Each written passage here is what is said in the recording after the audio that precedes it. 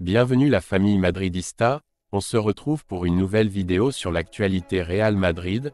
Ancelotti surmonte la crise avec des nuls. Le défi du Bayern Munich face au Real Madrid. Güler remet en question son départ après ses premières joies au Real Madrid. La résilience de Luka Modric. Rejoins la chaîne, en vous abonnant pour rater aucune de nos nouvelles vidéos. Je vous partage tous les infos du Real Madrid chaque semaine. N'hésitez pas à vous abonner en activant la cloche de notification pour suivre toutes les dernières informations du Real Madrid. Je vous dis tout, on commence. Ancelotti surmonte la crise avec des nuls. Il joue le rôle de victime, se plaignant qu'à Madrid, le match nul est un prélude à la crise, pour détourner l'attention du ralentissement de son équipe. La réalité dit qu'ils ont fait match nul 4 des 8 derniers matchs, ou 2 des 3 derniers dans lesquels il a eu une part importante de la faute. Ancelotti ne fait pas partie des entraîneurs qui justifient ses erreurs, il les reconnaît généralement, mais il aime aussi mettre un point dramatique sur ce qui l'entoure pour justifier certains événements. La dernière a été d'utiliser le statut de victime pour cacher le déclin subi par son équipe lors des derniers matchs, au cours desquels certaines de ses décisions n'étaient pas correctes. Le Barça, plus proche. L'Italien assure qu'un match nul contre le Real Madrid est interprété comme un prélude à une crise, pour tenter d'échapper à la pression qui entoure son équipe. Ils ont oublié que s'ils parlent de ralentissement, c'est parce qu'avant de jouer contre le Celta, ils avaient fait match nul lors de 3 de leurs 4 derniers matchs. Ou qu'ils ont fait match nul 4 des 8 derniers. En Ligue, ils ont perdu 6 des 18 derniers points joués, à un moment important du championnat. Seules les erreurs de Gérone leur ont permis d'étendre leur avantage sur l'équipe deuxième. Les hommes de Michel ont perdu 11 points sur les 18 derniers joués. Cependant, Barcelone les a réduits de 2, en remportant 14 et en laissant que 4 sur 2 nuls. Il est passé de 10 à 8 points, ce qui lui laisse un peu d'espoir s'il n'échoue pas dans les 10 tours restants. Peur avant Leipzig. Un autre fait qui démontre ce déclin a été la Ligue des Champions. Madrid s'est qualifié pour les huitièmes de finale en remportant les 6 matchs de la phase de groupe avec une certaine autorité. C'est au tour de Leipzig, où il remporte une précieuse victoire dans un match très serré, 0-1. Mais lors du match retour au Bernabéu, ils ont eu du mal à obtenir le nul et à se qualifier en demandant du temps. Un match dans lequel Ancelotti a été accusé d'avoir expérimenté un 11 dans lequel il avait placé un seul attaquant et 5 milieux de terrain. La défaite du Celta a ramené un peu de paix aux Blancs, qui ont récupéré le saut qu'ils avaient mis de côté le mois dernier. Il s'est lancé dans le match dès le coup de sifflet d'ouverture pour maîtriser son rival avec une pression élevée qui lui a donné le contrôle du match et a gagné confortablement.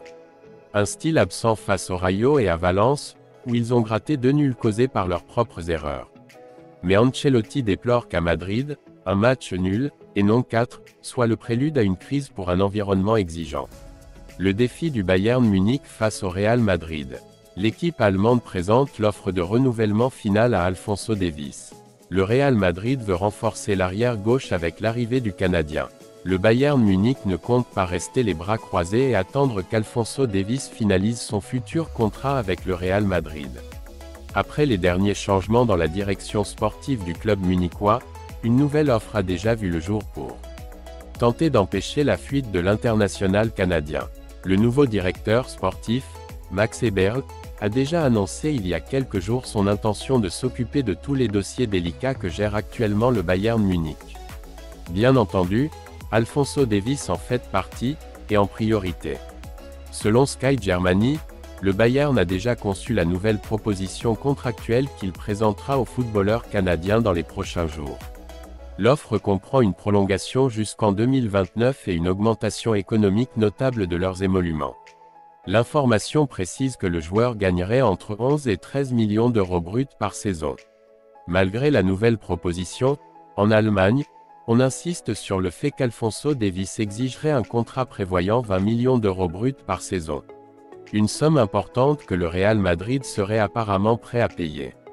Transfert à Santiago Bernabéu. Max Eberl a également annoncé ses premiers jours à la tête du secteur sportif du Bayern que, en cas de non-achèvement de certaines opérations de rénovation en cours, le club devrait faire face au scénario d'éventuels transferts pour empêcher les joueurs de quitter l'entité sans quitter l'entité. Une sorte de compensation financière. En ce sens, il est apparu que si Alphonso Davies rejetait la nouvelle offre contractuelle, le prix de son transfert cet été serait d'environ 70 millions d'euros. En attendant que le Bayern et Davies définissent leur avenir, le Real Madrid et Manchester City se sont montrés intéressés par l'international canadien. Au Santiago Bernabéu, il n'est même pas exclu d'attendre l'été 2025. À ce moment-là, le footballeur remplirait son contrat et arriverait en tant qu'agent libre. Güler remet en question son départ après ses premières joies au Real Madrid.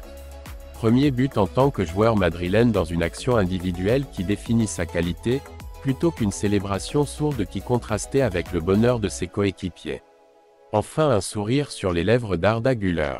Ancelotti lui a donné plus de raisons de froncer les sourcils que de faire un geste de bonheur. En fait, lorsqu'il a marqué son premier but avec le maillot du Real Madrid, il l'a célébré tranquillement, sans fanfare.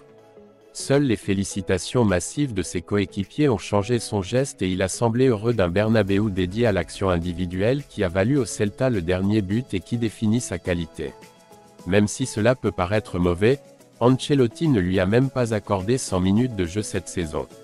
Il a pu se cacher derrière le fait qu'il s'est blessé pendant la première partie de la saison, mais depuis sa guérison, il a joué 93 minutes sur un total possible de 1440 minutes, ce qui représente un remarquable 6,4%. 10 matchs sans jouer une minute sur 7, sur 5 il a participé à la finale des matchs et un seul comme titulaire contre Arandina. Des équipes à l'observation, l'oubli dans lequel Ancelotti le soumet, et qu'il doit accepter car l'Italien déplace ses pions comme bon lui semble et les résultats le soutiennent, a amené les supporters madrilènes à spéculer sur son départ à la fin de la saison.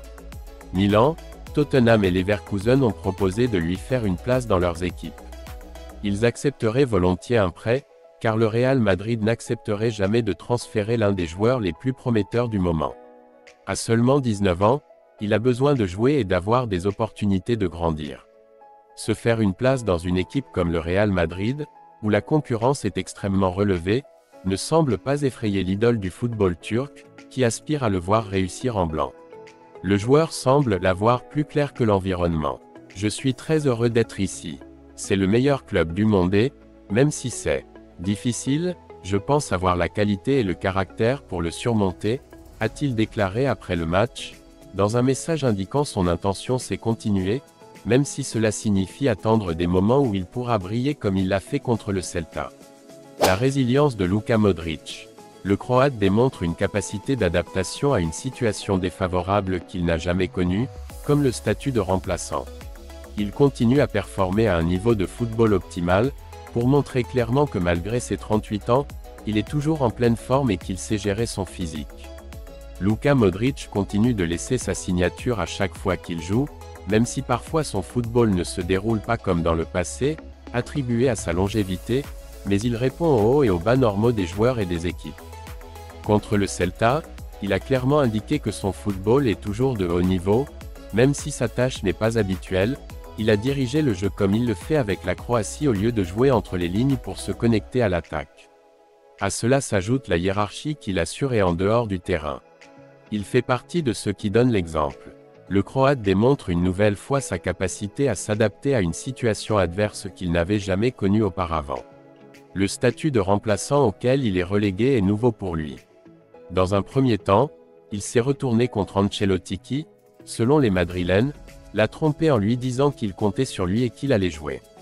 La réalité est que l'Italien ne lui a jamais promis la propriété, quelque chose qui se gagne sur le terrain match après match. Mais le temps et les matchs passent et le Croate commence à accepter qu'il joue au Real Madrid, où pour être titulaire, il faut être le meilleur à son poste avec et sans le ballon. Modric a été remplaçant au cours des 4 premiers mois de la compétition, effectuant cette titularisation en 18 matchs. Il a été blessé et à son retour, Ancelotti l'a maintenu dans le 11 pendant 5 matchs consécutifs, sa plus longue séquence en tant que titulaire cette saison. La concurrence, mais la réalité le frappa à nouveau. Valverde, Tchouaméni, Kroos, Bellingham et Brahim lui ont encore une fois barré la route pour revenir au point de départ, 5 titularisations lors des 15 derniers matchs. Sa participation cette saison est de 31 matchs joués, 17 comme titulaire, 15 comme remplaçant, 6 sur le banc sans jouer et les 2 autres blessés sur les 40 matchs joués par le Real Madrid toutes compétitions confondues. Modric termine son contrat le 30 juin. Personne ne sait avec certitude ce que l'avenir nous réserve. Il aura 39 ans le 9 septembre et sa continuité au Real Madrid dépendra uniquement de lui. Le club lui offrira une année supplémentaire s'il souhaite continuer. Pour ce faire, il devra supposer qu'il n'est plus titulaire, mais il est une ressource très utile pour Ancelotti. De plus, l'offre financière pourrait être nettement inférieure aux près de 9 millions d'euros net qu'elle facture. La balle est dans leur cour. Les offres ne manqueront pas et certaines, y compris Marin.